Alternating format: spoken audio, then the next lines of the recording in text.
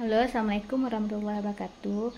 Nah, di video hari ini saya nggak sempat mereport yang lain karena banyak yang harus saya lakukan memberes rumah. Dikarenakan 1 minggu yang lalu saya kurang sehat dan si baby Kamil juga kurang sehat, jadi saya tidak memberes rumah. Tapi hari ini saya memulai memberes sedikit rumah ya yang lumayan berantakan. Nah, jangan lupa bagi kalian yang menonton video ini nge-like, subscribe, dan komen ya. Terima kasih.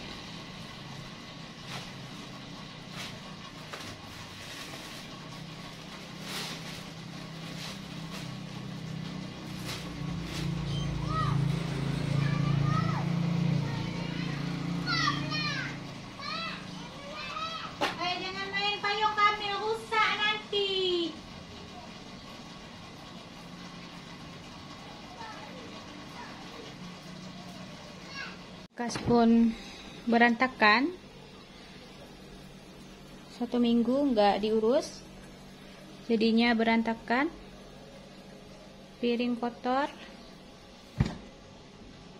dan dapur yang masih berantakan juga. Saya coba mau membersihkan.